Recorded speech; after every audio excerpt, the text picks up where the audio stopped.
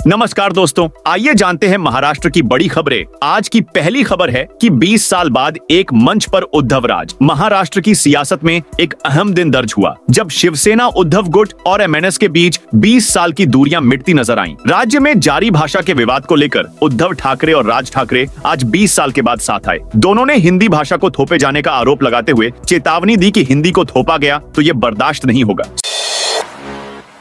सुशील केडिया के बयान पर भड़के एमएनएस कार्यकर्ता, ऑफिस में की तोड़फोड़। मुंबई में शुक्रवार को महाराष्ट्र नवनिर्माण सेना एमएनएस के कार्यकर्ताओं ने जाने माने इन्वेस्टर सुशील केडिया के कार्यालय में तोड़फोड़ की। यह घटना तब सामने आई जब केडिया ने सोशल मीडिया प्लेटफॉर्म एक्स, पूर्व में ट्विटर पर एक पोस्ट करते हुए एमएनएस प्रमुख राज ठाकरे को टैग किया और लिखा, मैं मराठी नहीं सीखूंगा, देखें कौन क्या कर लेता है। केडिया की इस टिप्पणी के बाद एमएनएस कार्यकर्ताओं में गुस्सा भड़क उठा और उन्होंने केडिया के इस बयान को मराठी भाषा और मराठी अस्मिता का अपमान माना। शनिवार को उन्होंने केडिया के कार्यालय में तोड़फोड़ कर डाली। हालांकि एमएनएस नेतृत्व की ओर से अब तक कोई आधिकारिक बयान नहीं आया है। मराठी भाषा विवाद मामले में नितेश राणे की एंट्री, दुकानदार की पिटाई के मामले में राणे एमएनएस प्रमुख राज ठाकरे पर हमलावर हैं। उन्होंने गुरुवार को प्रेस कॉन्फ्रेंस में कहा, हिंदू को मारा गया है। गरीब हिंदुओं पर हाथ उठाने वालों ने नल बाजार और मोहम्मद अली रोड पर जाकर जिहादियों को पीटने की भी हिम्मत दिखानी चाहिए, क्योंकि उनके मुंह से कभी मराठी सुनने में नहीं आती। नितेश राणे ने कहा, दाढ़ी वाले और गोल टोपी वाले मराठी में बोलते हैं क्या? जावेद अख्तर और आमिर खान मराठी में बोलते हैं क्या? उसके मुंह से मराठी निकालने की हिम्मत नहीं है। गरीब हिंदू को क्यों मार रहे हो? हिंदू विचार की सरकार है। अगर कोई भी इस तरह की हरकत करेगा तो हमारी सरकार कार्रवाई करेगी। हिंदुओं में फूट डालने की साजिश हो रही है, इस्लामिक राष्ट्र बनाने की साजिश हो रही है।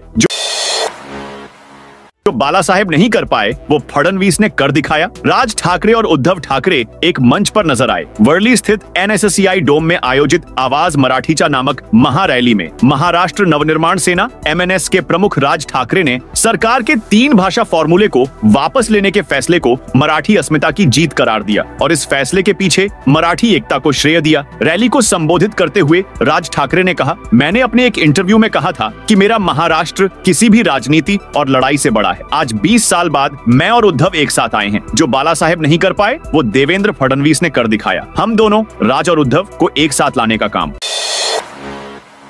देवेंद्र फडणवीस को बॉम्बे हाईकोर्ट से राहत। शुक्रवार को हाईकोर्ट की पीठ ने नागपुर साउथ वेस्ट सीट से उनके 2024 विधानसभा चुनाव में जीत को चुनौती देने वाली याचिका खारिज कर दी। कांग्रेस उम्मीदवार प्रफुल्ल विनोद गुड्डे ने विधानसभा चुनाव में हार के बाद याचिका दायर की थी, जिसमें उन्होंने प्रक्रियात्मक खामियों और भ्रष्टाचार के आरोप लगाए गए थे। न्यायमूर्ति प्रवीण पाटिल की बेंच ने इस याचिका पर सुनवाई की। 2024 के महाराष्ट्र विधानसभा चुनाव में प्रफुल्ल विनोदराव गुड्डे को नागपुर दक्षिण पश्चिम निर्वाचन क्षेत्र में देवेंद्र फडणवीस के खिलाफ 43,710 मतों के अंतर से हार का सामना करना पड़ा था। गुड्डे ने अपनी याचिका में हाईकोर्ट से इस चुनाव परिणाम को रद्द करने की मांग की थी, जिसमें दावा किया गया था कि कई अनिवार्य प्रावधानों का पालन नहीं किया गया।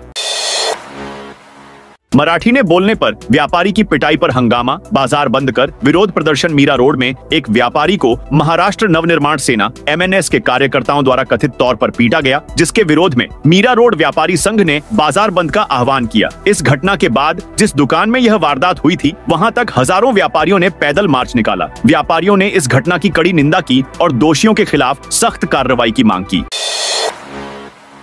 महाराष्ट्र में भाषा विवाद पर सीएम फडणवीस की दो टूक। महाराष्ट्र के मुख्यमंत्री देवेंद्र फडणवीस ने भाषा विवाद पर एक बड़ा बयान दिया है। उन्होंने साफ किया है कि भाषा के नाम पर किसी भी तरह की गुंडागर्दी बर्दाश्त नहीं की जाएगी। मुख्यमंत्री ने कहा कि भाषा के आधार पर मारपीट करने वालों के खिलाफ सख्त कानूनी कार्रवाई की जाएगी। उन्होंने महाराष्ट्र विधानसभा के अधिवेशन के दौरान यह बात कही।